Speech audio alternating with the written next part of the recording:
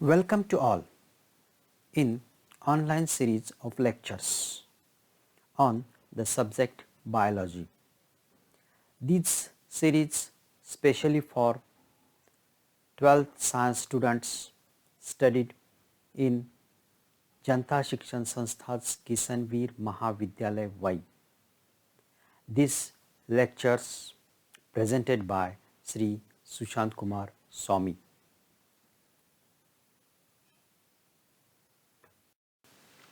Let us see. Today we are going to discuss a new concept, that is population interactions.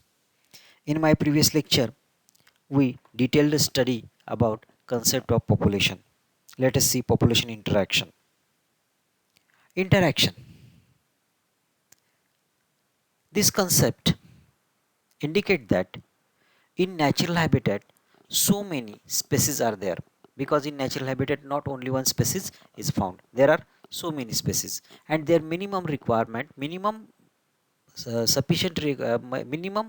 need is the food, and for the food they have so much interactions are seen inside that habitat. It is either animal to animal, animal to plant, plant to microorganism, animal to microorganism, whatever may be. This type of interactions are seen in the population. That interactions we are studied in this under title population interactions, in which according to them we are broadly make two types of interactions. First one is intraspecific. Intraspecific means that interaction takes place within same species. For example, two cows are grazing in one grassland. दोन गायी एकाच कुरणात चारतायत. दोन गायींमधली गाय ही एकच spaces आली, एका स्पेसिसमधले दोन organism आले, त्यांच्यामध्ये होणारी इंटरॅक्शन आहे ती इंटरॅक्शन म्हणजे इंट्रास्पेसिफिक असेल. याच्यामध्ये जास्त काही वेगळेपण आपल्याला पाहायला मिळत नाही.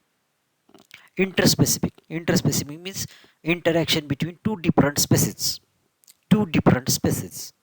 For example, one some deer and some cows are grazing in that grassland. म्हणजे काही हरणं आहेत आणि काही गायी आहेत, आणि त्या गायी काय करतात, त्या ग्रासलँडमध्ये चरतात. अगदी काही काही सोडून द्या, एक एक एक्झाम्पल घ्या. एक हरिण आणि एक गाय त्या कुरणात चरते.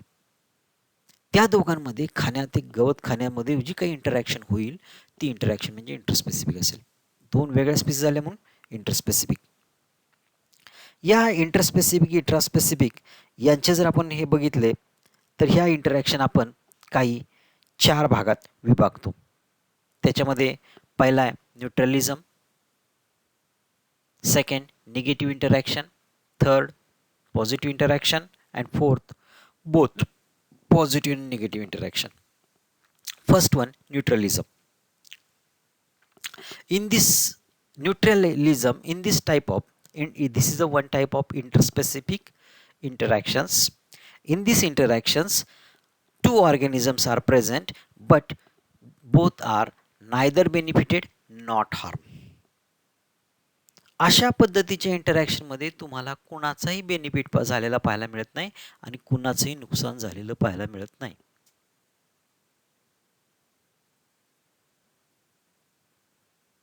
आता फॉर एक्झाम्पल घ्या, एखाद्या गवताच्या कुरणामध्ये एक गाय चरते आणि एक पक्षी येऊन बसला. कुरणामध्ये बसलेले छोटे छोटे किडे ते खाण्याचं काम पक्षी करतोय आणि गाय गवत खाण्याचं काम करते. याच्यामध्ये त्या कुरणामध्ये असलेली गाय असण्याचं पक्षाला काय बेनिफिट आहे का, पक्षी असलेलं तर गायीला काय बेनिफिट आहे? काहीच नाही आहे. या ठिकाणी पक्ष्यानं किडे खाल्ल्यामुळे गायीचं काय नुकसान होतं आहे? काहीच नाही. गायनं गवत खाल्ल्यामुळे पक्ष्याचं काय नुकसान होतं आहे? काहीच नाही. म्हणजे इथं कुठल्याही प्रकारचं बेनिफिट होत नाही, कुठल्याही प्रकारचं हार्म होत नाही. अशा पद्धतीचं जे इंटरस्पेसिफिक इंटरॅक्शन आपल्याला पाहायला मिळते त्याला आपण न्यूट्रलिझम म्हणतो. त्यानंतर निगेटिव्ह इंटरॅक्शनमध्ये काय येतं तर नुकसान संभवतं. निगेटिव्ह म्हणजे या इंटरॅक्शन्समध्ये सर्वसाधारणपणे नुकसान संभवतं. अशा पद्धतीने आपण याच्या चर्चा करू शकतो. इनहिबिशन म्हणजे एकमेकाच्यावर इनहिबिट. निगेटिव्ह इंटरॅक्शनमध्ये सर्वसाधारण दोन्ही प्राण्यांचा लॉस होतो. दोघांचे काय पाहायला मिळतं आपल्याला? लॉस पाहायला मिळतो. कुणाचाही बेनिफिट होत नाही, दोघांचाही लॉस पाहायला मिळतो, अशा पद्धतीच्या ह्या निगेटिव्ह इंटरॅक्शन्स असतील. याच्यामध्ये 2 प्रकार आपण सब टाईप केलेले आहेत. त्याच्यामध्ये कॉम्पिटिशन, ही कॉम्पिटिशन डायरेक्ट इंटरफेरन्स टाईप आहे. एकमेकांमध्ये डायरेक्ट इंटरफेरन्स केला जाईल, एकमेकाच्या जीवनात डायरेक्ट इंटरफेरन्स केला जाईल, अशा पद्धतीची कॉम्पिटिशन असेल. आणि दुसरी कॉम्पिटिशन आहे रिसोर्स यूज, म्हणजे जे काही रिसोर्सेस आहेत, म्हणजे समजा गवत असेल किंवा अन्य कोणत्या फूड्स असतील, त्याच्या संदर्भात जास्ती तू जास्त मिळवतो का मी जास्त मिळवतो यासाठी केली जाणारी कॉम्पिटिशन असेल. आणि तिसरं आहे ते अमेन्सॅलिझम. अमेन्सॅलिझम यामध्ये या पद्धतीच्या इंटरॅक्शनमध्ये आपल्याला अमेन्सॅलिझममध्ये एकाचे नुकसान होतं आणि दुसऱ्याचा काहीही फायदाही होत नाही आणि त्याच्यावर कोणताही परिणाम होत नाही, अशा पद्धतीचं असेल ते अमेन्सॅलिझम. असे 3 प्रकारचे निगेटिव्ह इंटरॅक्शन्स आहेत. चौथी इंटरॅक्शन आहे ती म्हणजे पॉझिटिव्ह इंटरॅक्शन. याच्यामध्ये पहिला प्रकार आहे पॉझिटिव्ह, म्हणजे साहजिकच या ठिकाणी बेनिफिट होत असणार आहे. पॉझिटिव्ह इंटरॅक्शनमध्ये आपण जर पाहिलं तर काही वेळा दोघांचाही फायदा होणार आहे, काही वेळा एकाचा फायदा होणार आहे, एकाला काही फरक पडणार नाही आहे. अशा पद्धतीच्या ज्या काही इंटरॅक्शन्स असतील त्याला पॉझिटिव्ह इंटरॅक्शन म्हणता येईल. निगेटिव्ह इंटरॅक्शनमध्ये दोघांचंही नुकसान होतं असं आपण म्हटलं, इथं दोघांचाही फायदा होईल अशा पद्धतीचे त्याचे सब टाईप्स आहेत. त्याच्यामध्ये सिम्पॅटिक, दोघांचाही फायदा आहे. कॉमेन्सॅलिझम, कॉमेन्सॅलिझममध्ये एकाचा फायदा होतो, एकाचं नुकसानही होत नाही आणि फायदाही होत नाही. आणि तिसरा जो आहे प्रोटोकॉल ऑफ कोऑपरेशन, याच्यामध्ये दोघांचाही फायदा होतो. बोथ आर बेनिफिशियल, म्हणजे सिम्बायोसिस म्हणा किंवा त्याला म्युच्युअलिझम म्हटलं जातं. याच्यामध्ये दोघांचाही फायदा होतो. कॉमेन्सॅलिझममध्ये एकाचा फायदा होतो, एक जण न्यूट्रल असतो, त्याचा काही फायदाही होत नाही आणि तोटाही होत नाही. या पद्धतीचं हे पॉझिटिव्ह इंटरॅक्शन्स असेल. त्यानंतर चौथा प्रकार आहे बोथ पॉझिटिव्ह आणि निगेटिव्ह इंटरॅक्शन्स. हे सर्वसाधारण पॅरासायटिझम आणि प्रिडेटेशनमध्ये यांच्यामध्ये पाहायला मिळतं. आपण पाहूया आता डिटेलमध्ये. नेक्स्ट म्युच्युअलिझम. म्युच्युअलिझम म्हणजे ज्याला सिम्बायोसिस आपण म्हटलेलं आहे. Symbiosis both are benefited. Both are benefited. This is the most important word about the symbiosis or mutualism. In this interaction, benefits both the species. In this interaction, benefits of both the species are seen. Best example is the lichen. You can see in the diagram. In the lichen, relationship between fungus and photosynthetic algae or cyanobacteria. What is lichen? Lichen is a combination of fungus and photosynthetic algae or cyanobacteria.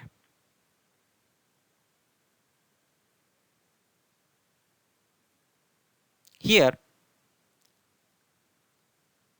how both are benefited? This photosynthetic algae produces food which will be provided to fungus, and fungus which collect water and it provide to algae. This is in this time both are benefited. This is the best example of mutualism. There is another examples are so seen, that is animals, birds and flowers. Birds get nectar, collect nectar from flowers, and at the same time they uh, carry the pollen grains to another flower. So pollination, it is a benefit of flower, and nectar is the benefit of birds. म्युच्युअलिझम हे example बघितलं तर याच्यामध्ये लायकनचं सगळ्यात चांगलं example घेता येतं. म्युच्युअलिझमलाच आपण symbiosis असं म्हटलेलं आहे. याचं कारण असं की याच्यामध्ये दोघांचाही फायदा होतो, दोन्ही स्पेसीसचा फायदा होतो, त्याला म्युच्युअलिझम म्हणतात. आता उदाहरण जर घ्यायचं झालं तर तुम्ही आणि तुमचा मित्र आहे, तुम्ही आणि तुमचा मित्र आहे, दोघं जर येत असाल, समजा कॉलेजला येत असाल आणि एका सायकलवरून येत असाल, तर थोडा वेळ सायकल मी चालवायची, थोडा वेळ तू चालवायची, असं जर केलं तर त्या ठिकाणी दोघांचा फायदा आहे. दोघालाही चालायचा त्रास असेल, दोघं सायकलवर येतील. पण याच्यामध्ये एकानंच सायकल चालवायची आणि एका नुसतं मागं बसायचं असं केलं तर ते म्युच्युअलिझम होणार नाही. मग यात वनस्पतीमध्ये ह्याच्यामध्ये ऑर्गॅनिझममध्ये आपण सगळ्यात चांगलं एक्झाम्पल कुठलं घेतो, तर लायकनचं. लायकेन हे सगळ्यात चांगलं एक्झाम्पल. याच्यामध्ये फंगस म्हणजे कवक आणि अल्गी फोटोसिंथेटिक अल्गी ह्या दोघांचं कॉम्बिनेशन आहे ना. याच्यामध्ये काय होतं, तुम्ही दोन्ही डायग्राम बघा, एकीकडे झाडं वाढलेली तुम्हाला लायकेन दिसेल, दुसऱ्याला सेक्शन घेतलेलं दिसेल. याच्यामध्ये काय होतं की अल्गी जी आहे, अल्गी ही फोटोसिंथेटिक आहे, म्हणजे इथं प्रकाश संश्लेषण क्रिया करून कार्बोहायड्रेट तयार करणारी आहे. ही कार्बोहायड्रेट तयार करते, पण त्या अल्गीला कशाची गरज आहे, तर अल्गीला पाण्याची गरज आहे. कारण ही अल्गी आता तुम्हाला इथं दिसतात झाडाच्या ह्याच्या वाढलेली असेल तर बऱ्याच वेळा दगडावर सुद्धा वाढलेली दिसते. मग दगडावर पाणी कुठनं येणार, तर ते फंगस जे आहे ते फंगस काय करतं, पाणी कोणाला देतं, अल्गीला देतं, आणि त्या बदल्यात अल्गी फंगसला काय देते, फूड मटेरियल देते. या पद्धतीनं हे यांच्यामधलं म्युच्युअलिझम आहे किंवा सिम्बायोसिस आहे. असं सिम्बायोसिस तुम्ही पक्षी आणि फुलांच्या बद्दल घेऊ शकता, की जी पक्षी फुलांवर बसतात आणि फुलामधला मध गोळा करतात, मध म्हणजे ज्याला आपण नेक्टर म्हणतो, आणि त्याचबरोबर ते काय करतात, परागण करतात. म्हणजे त्यांच्या पायासायनं चोचीसायनं या फुलातले परागकण दुसऱ्या फुलात नेऊन टाकतात, म्हणजे त्यांचं परागण करतात, पॉलिनेशन करतात, आणि हा फुलांचा झाडांचा हा फायदा होतो. पक्ष्यांना नेक्टर मिळतो, हा पक्ष्यांचा फायदा होतो. या पद्धतीने हे म्युच्युअलिझम असतं. म्युच्युअलिझम नंतर दुसरा मुद्दा आपण चर्चेला घेऊया, तो म्हणजे कोणता, कॉम्पिटिशन, की जे निगेटिव्ह इंटरॅक्शन्स आहेत. आता कॉम्पिटिशन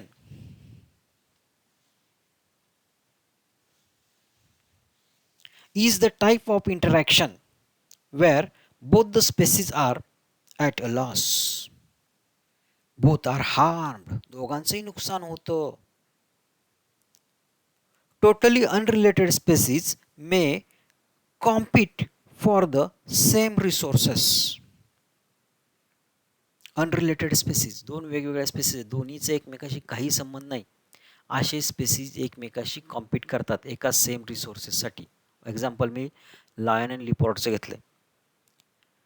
लायन अँड लेपर्ड यांच्या बाबतीत जर तुम्ही बघितलं तर ते दोघेही शिकार करून राहणार आहेत, आणि दोन्ही एकाच भक्ष्यावर जर कॉम्पीट खायला लागले, एकच भक्ष्य जर दोघांनी पकडलं आणि दोन्ही एकाच भक्ष्याचे मांसाचे तुकडे खायला लागले, तर ते रिसोर्सवर एकच जातात, दोन्ही वेगवेगळे करून एकमेकाशी कॉम्पीट करून तू जास्त खातो का मी जास्त खातो, या कॉम्पिटिशनमध्ये दोघांचंही नुकसान करून घेतात.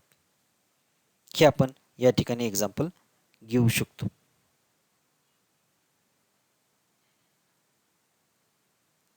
हे एक्झाम्पल तुम्ही चांगलं डोळ्यासमोर घेऊ शकता.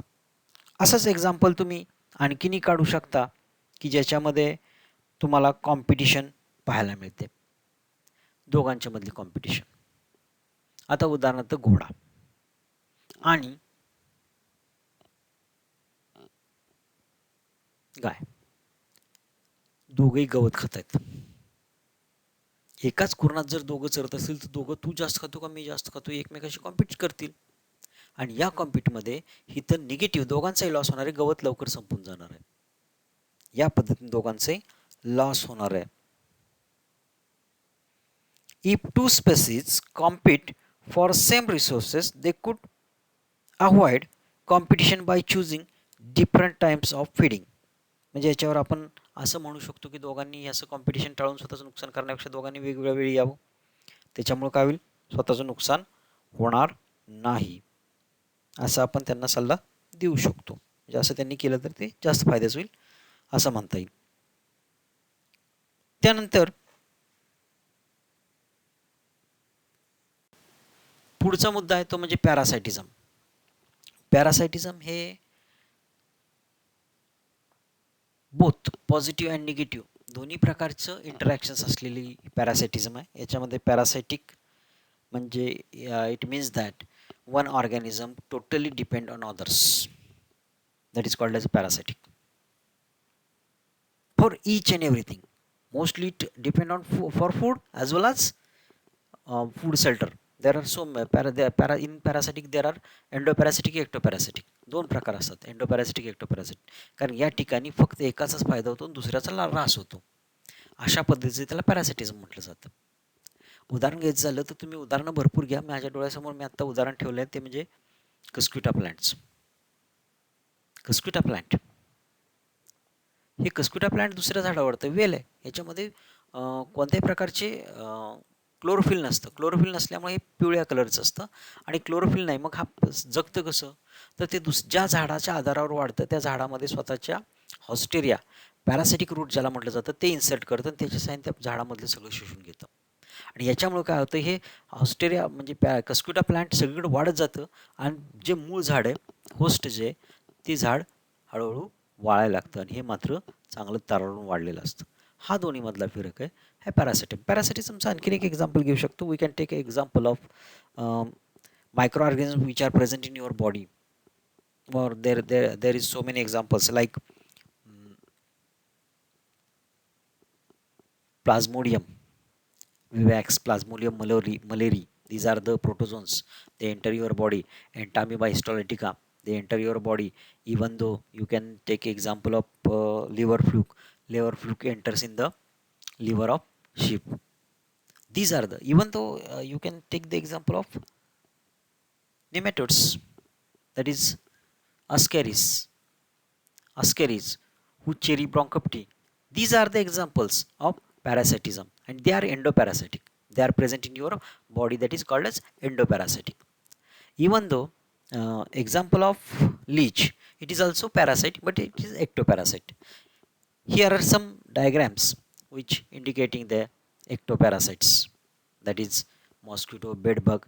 These are the ectoparasites. They depend on your body, they suck the blood and they are benefited. Means mosquito and bed bugs, even though leech, all organisms are benefited and harms to your body. This is the parasitism. Only one is benefited, other is harmed. This is a parasitism. Second one, in there is some time of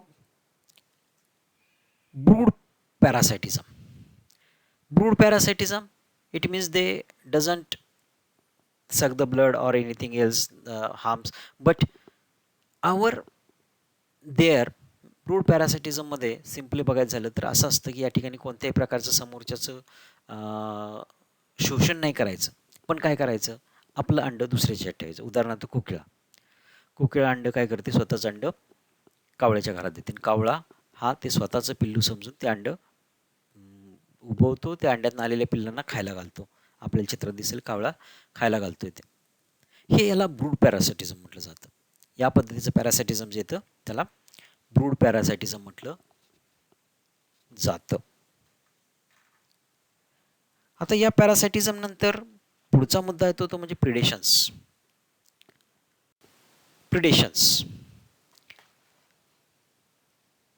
When we think about predator and prey, most probably it is a tiger and deer that really come to our mind.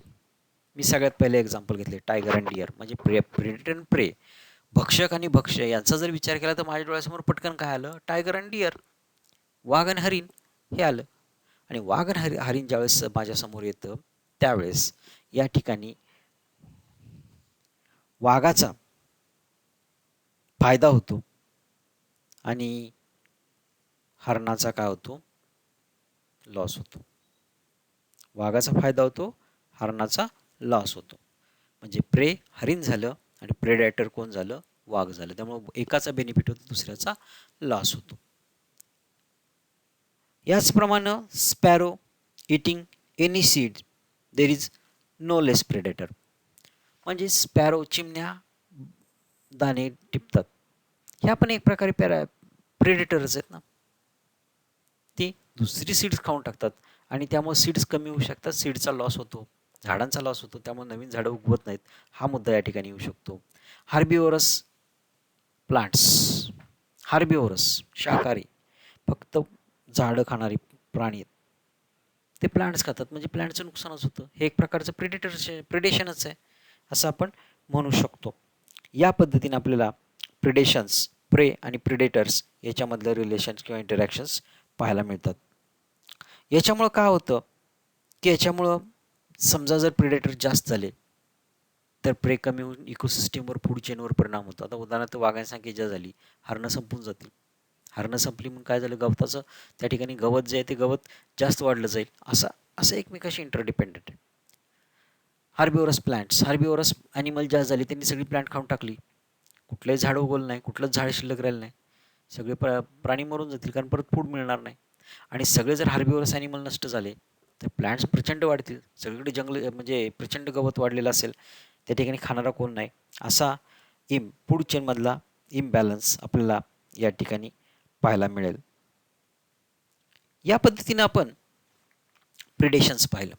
प्रिडेशन्स, parasitism हे negative both type of इंटरॅक्शनमध्ये येतं. Positive negative दोन्ही interactions या ठिकाणी असतात आणि अशा पद्धतीचे interactions आपल्याला इथं पाहायला मिळतात.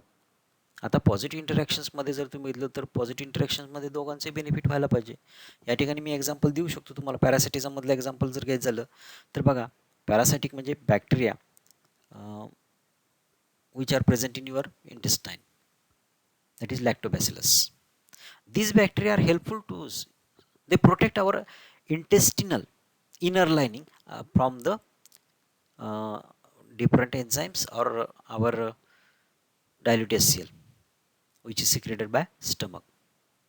स्टमकमधून जे काय डायल्यूट HCl सिक्रेट होतं त्याच्यापासून इंटेस्टिनचं इनर लाइनिंग जे आहे त्याचं प्रोटेक्शन करायचं काम ह्या लॅक्टोबॅसिलस करतात. त्या बदल्यात आपण त्यांना काय देतो? अन्न देतो. मग ह्या बेनिफिशियल बॅक्टेरिया आहेत, ह्या बेनिफिशियल बॅक्टेरिया. त्यामुळे पॅरासायटिझममध्ये जर तुम्ही बघितलं तर सगळंच पॅरासायटिझम निगेटिव्ह नाही आहे, तर काही प्रकारचं त्याच्यामध्ये पॉझिटिव्ह इंटरॅक्शनसुद्धा असते आणि ते पॉझिटिव्ह इंटरॅक्शनचं हे एक्झाम्पल आपण घेऊ शकतो. त्यानंतर येतो मुद्दा, शेवटचा मुद्दा येतो तो म्हणजे कॉमेन्सॅलिझम. कॉमेन्सॅलिझम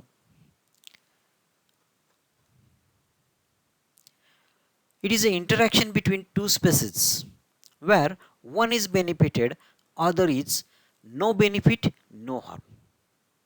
कॉमेन्सॅलिझम मध्ये काय पाहायला मिळतं की यामध्ये दोन प्रकारचे इंटरॅक्शन्स, दोन प्रकारचे ऑर्गॅनिझम्स येतात आणि त्या ऑर्गॅनिझममध्ये एकाचा फायदा होतो, दुसऱ्याचा तोटा होत नाही किंवा बेनिफिटही होत नाही.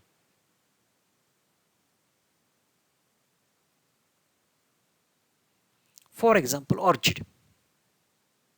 तुम्ही ऑर्किड प्लांट पाहिले का? Which grow on tree. हे झाडावर वाढतं ऑर्किड आणि त्याची मुळं कुठल्याही झाडाच्या आतमध्ये जात नाहीत. झाडापासून ते फक्त काय अटॅचमेंट घेतात, झाडाला फक्त झाडापासून ते आधार घेतात, बाकी काही घेत नाहीत. त्यांची इपिफायटिक रूट्स असतात, ते हवेमध्ये असतात, हवेमधलं मॉइश्चर शोषून घ्यायचं काम करतात. हे सर्वसाधारण जास्त पावसाच्या प्रदेशामध्ये सापडतात. तुम्ही महाबळेश्वरकडे गेला तर तुम्हाला ऑर्किड सापडतील आणि या ऑर्किडची मुळं त्यांची ती घेत असतात. हे झाड स्वतः हिरवं असल्यामुळे फोटोसिंथेसिस करतं, स्वतःही करतं. पाण्याची जी काही गरज आहे ती एपिफायटिक रूट, जी स्पॉन्जी रूट्स आहेत या रूट्सकडून घेतं आणि याला क्लायंबियर रूट्स म्हणून छोटी असतात, त्याच्या सहाय्याने तो फक्त सपोर्ट घेतं झाडाचा.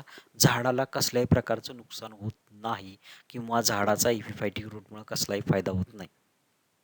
म्हणून या ठिकाणी one is benefited but other is no benefit, no harm किंवा न्यूट्रल आहे, अदर न्यूट्रल आहे असं आपण म्हटलं तरी चालेल.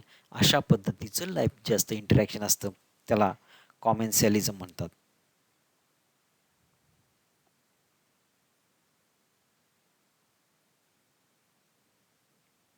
दुसरं एक्झाम्पल घ्यायचं झालं तर आपण असं घेऊ शकतो, कॅटल अँड इग्रेट्स. कॅटल गाय असेल, इग्रेट्स गाय चरत असते, गवत खात असते, त्यांचं गाईला त्या इग्रेटचा काहीही तोटा नसतो. पण ह्या गवतामध्ये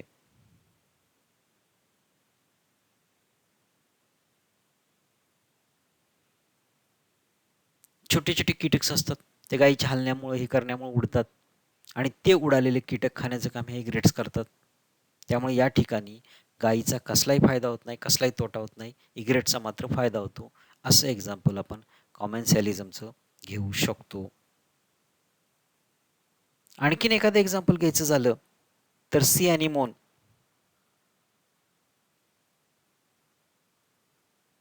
आणि क्लॉन फिश यांच्यामधलं घेऊ शकतो. त्यांच्यामध्ये सुद्धा sea anemone having stinging tentacles and clown fish that among them, आणि क्लोन फिश त्याच्यामध्ये राहू शकतो. त्याच्यामुळं सी ॲनिमोनपासून क्लोन फिशचं प्रोटेक्शन होतं, पण सी ॲनिमोनचा कोणताही फायदा होत नाही किंवा तोटाही होत नाही. अशा प्रकारचं हे कॉमेन्सॅलिझमचं एक्झाम्पल आहे. याच्यामध्ये fish get protection from predators, stay away from stinging tentacles in this way.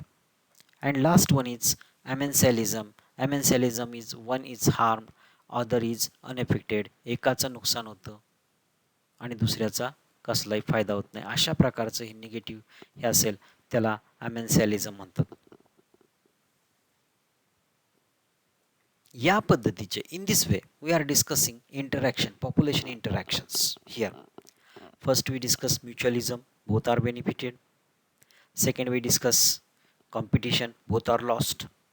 Third, we discuss parasitism, one is benefited, other is lost, or sometime one is benefited, other is also benefited. Then predation, one is benefited, other is lost. Commensalism, one is benefited, other is neither lost nor profit type of interaction. These interactions are observed in our habitat. The interaction between species to species, it is called as intraspecific.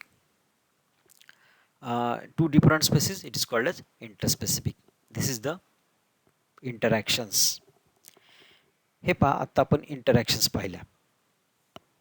ह्या interactions अतिशय सोप्या आहेत, फार अवघड नाहीत लक्षात ठेवायला. काय लक्षात ठेवायचं, जर दोघांचा फायदा होत असेल तर ती पॉझिटिव्ह पद्धतीची असेल, सिम्बायोटिक असेल किंवा म्युच्युअलिझम असेल. दोघांमधला एकाचा फायदा होत दुसऱ्याचा कसलाच तोटा होत नाही, ती कॉमेन्सॅलिझम असेल, हे पॉझिटिव्ह मधले येईल. त्यानंतर न्यूट्रलमध्ये दोघंही एकत्र आहेत पण दोघांचा फायदाही होत नाही आणि तोटाही होत नाही. काही फायदा नाही, काही तोटा नाही, दोघं एकत्र आहेत. अशा पद्धतीचं असेल तर त्याला न्यूट्रलिझम म्हटलं जाईल. त्यानंतर निगेटिव्हमध्ये पॅरासिटिझमचा विचार करतो आपण. पॅरासिटिझम असेल, पॅरासिटिकमध्ये एकाचा फायदा होतो, एकाचा तोटा होतो किंवा दोघाचा फायदा होऊ शकतो. मी लॅक्टोबॅसिलसचं एक्झाम्पल दिलं.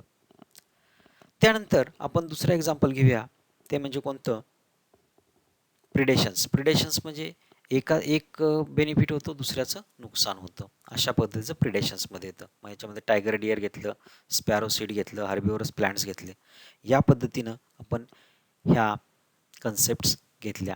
मला वाटतं ह्या तुम्हाला आता सोप्या पद्धतीने सांगायचा प्रयत्न केला, समजल्या असतील. इथं आपण थांबूया. Here we stop and our organism and population, this topic is also come to end. Here end of this topic. We will see next topic in next lecture. Till then, goodbye.